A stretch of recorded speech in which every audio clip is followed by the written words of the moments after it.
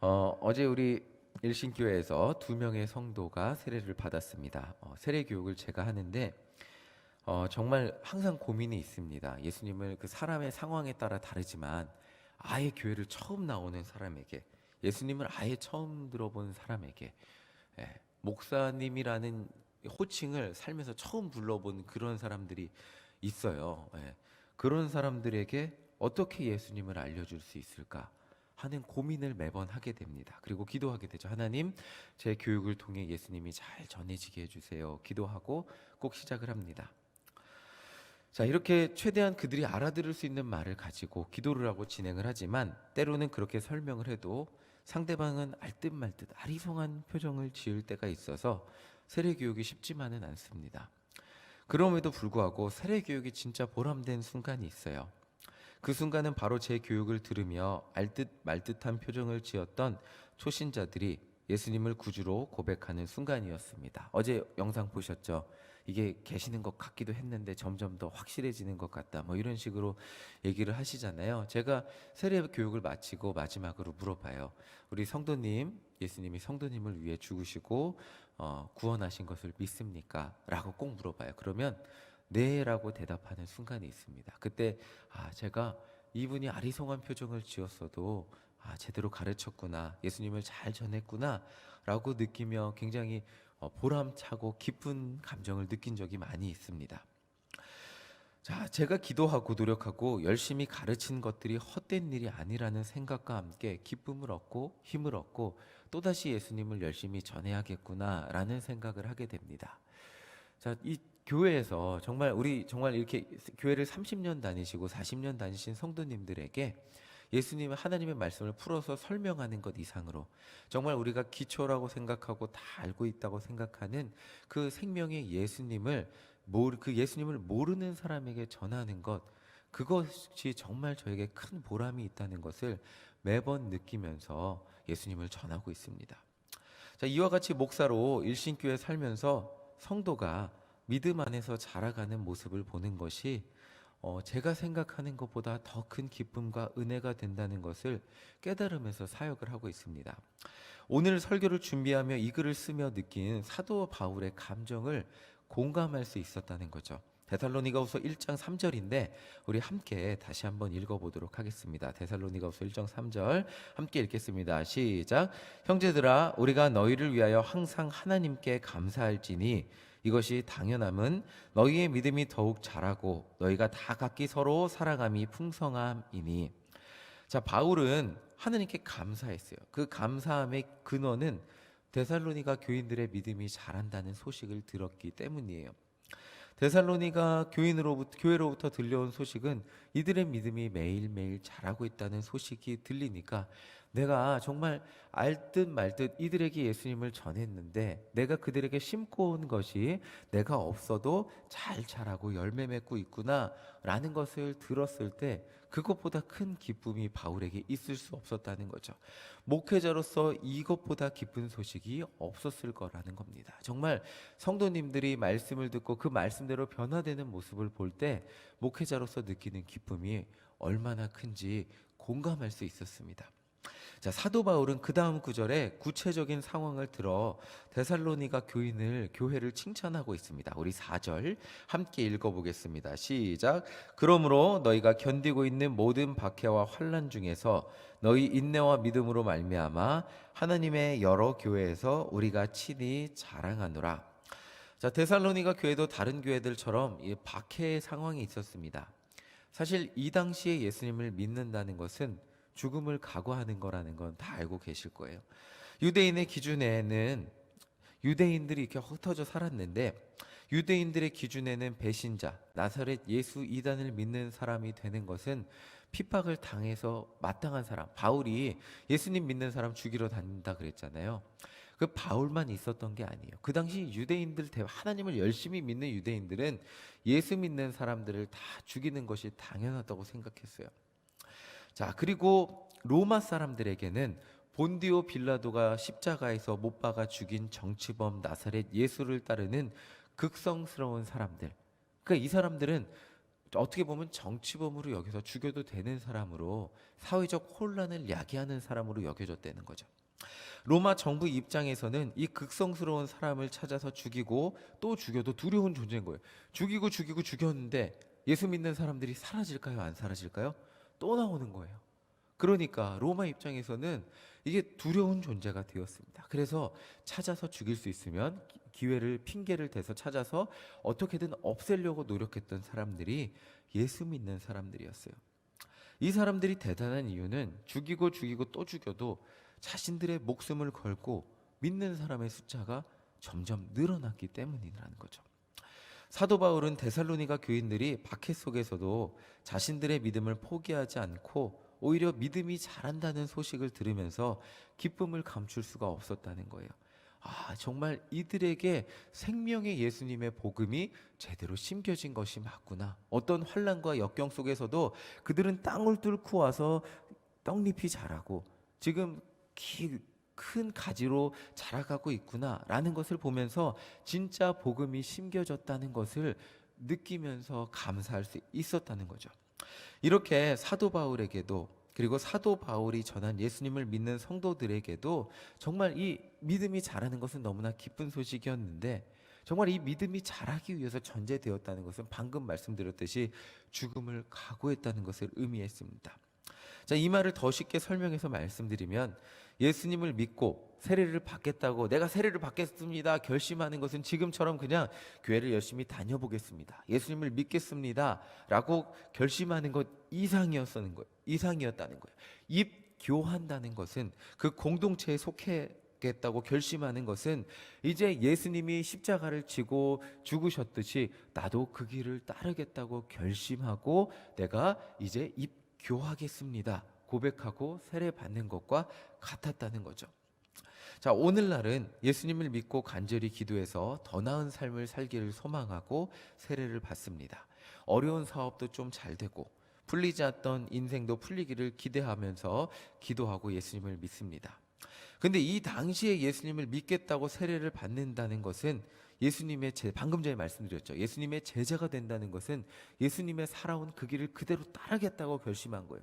그 길이 뭐예요? 결국에는 예수님과 같이 나는 순교를 각오하겠습니다 라고 결심하는 것이 세례였다는 겁니다. 자, 성경을 보면 예수님이 세례를 받고 공생애를 시작하셔서 많은 병자를 고쳐주시지만 종교 지도자들에게 핍박을 당하시고 십자가에서 죽으셨다는 거죠. 그리스도인들이 처한 상황도 이와 비슷했다는 겁니다. 예수님을 믿는 사람이라고 하면 유대인들에게 핍박당하고 로마 군인들에게 잡혀가 죽임을 당하기도 했습니다. 자, 방금 전에 말씀드렸지만 세례를 받는다는 것, 내가 결심하는 것의 의미는 이러한 핍박과 죽음의 길을 내가 걷겠습니다 라고 각오한다는 의미를 갖고 있었다는 것입니다. 이것이 세례였고 이것이 예수님을 영접하며 내가 따라가겠습니다 결단하는 것이었다는 겁니다. 그래서 사도 바울은 5절에 이렇게 말을 합니다. 우리 5절 함께 읽어보겠습니다. 시작. 이는 하나님의 공의로운 심판의 표요 너희로 하여금 하나님의 나라에 합당한 자로 여김을 받게 하려 함이니 그 나라를 위하여 너희가 또한 고난을 받느니라. 보시면 그 나라를 위하여 너희가 또한 고난을 받는다는 게, 고난받는 게 당연하다는 거예요. 이게 하나님의 나라에 합당한 자로 여김을 받는 표라는 거예요.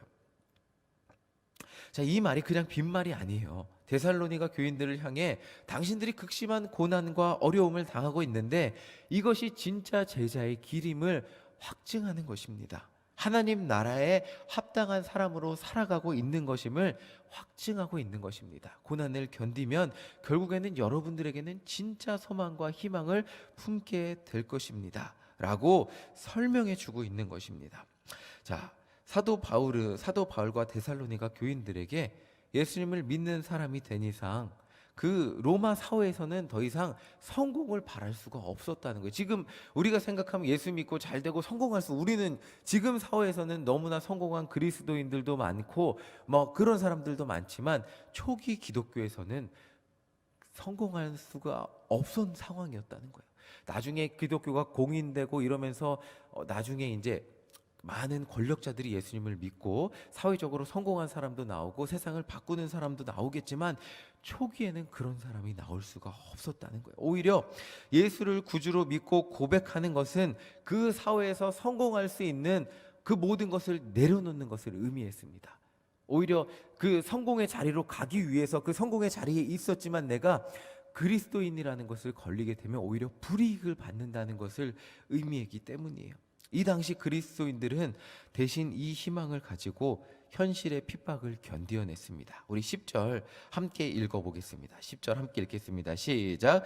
그날에 그가 강림하사 그의 성도들에게서 영광을 받으시고 모든 믿는 자들에게서 놀랍게 여김을 얻으시리니 이는 우리의 증거가 너희에게 믿어졌음이라. 그들이 가졌던 진짜 희망은 세상에서 성공하고 세상에 뭐 대단한 사람이 되는 그런 비전이 아니고 예수님이 다시 오심을 기다리는 것이었습니다. 이 희망이 있었기 때문에 온갖 핍박을 다 견뎌낼 수 있었던 것입니다. 그냥 그 순간, 고난의 순간만 견뎌내면 천국이라는 곳이 영원한 행복과 안식이 나에게 있다는 것이 믿어졌기 때문이에요. 그래서 사도 바울은 이 희망 속에서 데살로니가 교회 교인들이 바른 믿음을 가지고 온갖 환난과 역경 속에서도 예수님을 믿는 모습을 보며 기뻐하지 않을 수 없었다는 거죠. 자, 사실 초대교인 이 교인들에 대한 핍박의 말씀은 이론적으로는 제가 이해가 됐지만 한 번도 경험해 보지 못한 삶의 말씀이기도 했습니다. 종교의 자유가 보장된 사회에 살면서 예수님을 믿으면서 교회를 다닌다고 핍박을 당하기가 어려운 그런 상황에서 살아왔잖아요. 그런데 2020년 예수를 믿고 교회를 다니고 예배를 드리는 것에 대해서 어려움을 가지게 되니까 오히려 지금 이 데살로니가 후서 1장의 말씀이 설교를 준비하면서 피부로 와닿기 시작했습니다. 2020년 예배를 드리며 느꼈던 어려움은 현장 예배를 드리지 말라는 정부의 명령은 그 명령도 어려웠죠. 근데 그 명령보다 더 어려웠던 것은 사람들의 시선이었습니다.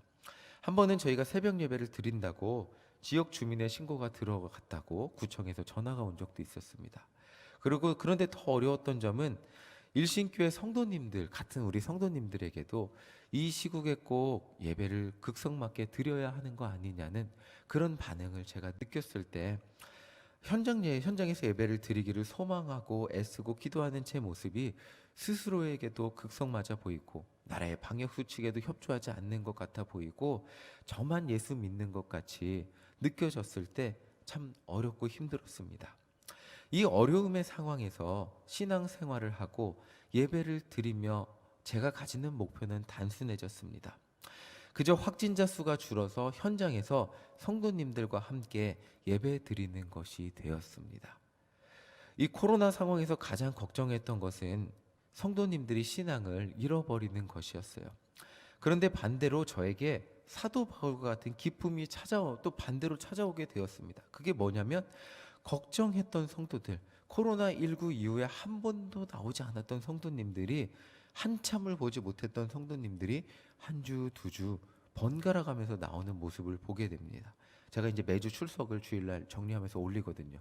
이분도 오시고 이분도 오시고 이분도 오시는 모습을 보면서 저는 이분들이 신앙을 잃어버릴까 봐 걱정하고 기도하고 이렇게 교회 안 나오시면 어떡해요 하나님 붙들어 주세요 기도를 했는데 어려움 속에서도 예배 드리러 나오는 성도님들의 모습을 볼 때 우리가 지금까지 가졌던 믿음의 모습이 헛된 믿음이 아니었구나.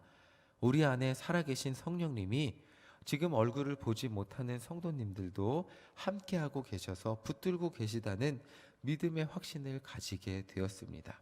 제 걱정으로 성도님들이 붙들어지는 것이 아니라 오직 예수 그리스도 안에 있는 그 사랑이 우리 성도님들을 붙들고 계신다는 것을 깨닫게 되었습니다. 환난과 역경의 상황이 오니까 우리 성도들과 그리고 저희의 이 바램은 단순해졌어요. 그 전에는 예배를 통하여 무엇을 화려한 것을 예배를 통하여 대단한 것을 예배를 통하여 어떤 그 다음의 것을 기대했을지 모르겠지만 우리는 이제 단순해졌어요. 뭐죠? 이곳에서 하나님을 같이 예배하는 것. 그리고 성도님들이 교회와 멀어지지 않고 정말 멀어진 것 같이 보이는 그 성도들이 함께 모여서 이곳에서 하나님을 예배하는 그 단순한 희망과 소망을 가지고 함께 기도하게 되었고, 또 그 성도님들이 교회에 나올 때 우리는 모두 기쁨을 느끼게 되었다는 것입니다. 자, 11절 우리 함께 읽어보겠습니다. 11절 읽겠습니다. 시작.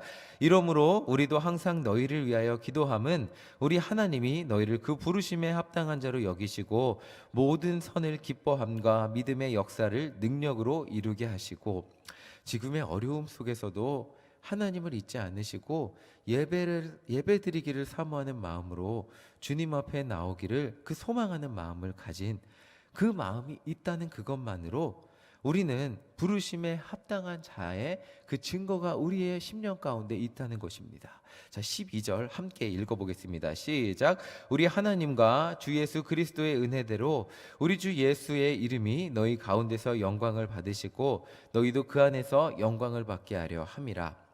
어렵지만 그럼에도 불구하고 우리가 함께 드리는 그 예배를 통해서 예수님은 그 이름이 영광을 받으신다는 거예요.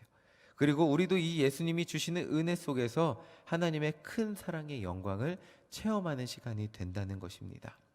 자, 최근에 정말로 예배의 소중함, 성도 한 명의 소중함을 많이 느낍니다. 그리고 오랜만에 오셨어요 라는 게 진심으로 제가 표현을 하게 됩니다. 이분이 그냥 이게 아니고 오셨어요 라는 그 반가움의 탄성이 질러지는 그것을 제가 많이 느끼게 됩니다. 더 많이 느끼는 것은 예수님은 결코 한 명의 성도 포기하지 않고 계신다는 것입니다. 지금 이 시간이, 이 역경이 우리의 신앙의 본질을 되돌아보고 그런 시간이 되지만, 정말 이 시간이 끝날 때 우리의 믿음이 어떻게 될까? 예수님만을 사랑하고 예수님의 제자가 되어 예수님이 가신 길을 따라가는 그런 주님의 진정한 제자로 우리가 연단되는 기간이 되기를 간절히 소망합니다. 우리가 이 자리에 앉아 예배 드리는 것, 어려워도 인터넷으로 포기하지 않고 예배 드리는 것, 그것이야말로 우리 안에 부르심에 합당한 자라는 증거가 된다는 것을 믿으며, 오늘도 이 세상 그 무엇보다 예배 드리기를 소망하고 예배를 통하여 승리하는 모든 일신의 성도님들 되시기를 간절히 소망합니다. 우리 모든 성도님들이 예배 드리기에 애쓴다는 그 소식으로 제 안에 기쁨이 넘치는 사도 바울과 같은 기쁨이 제 안에, 그리고 우리 모든 성도들 안에 넘치기를 간절히 소망합니다.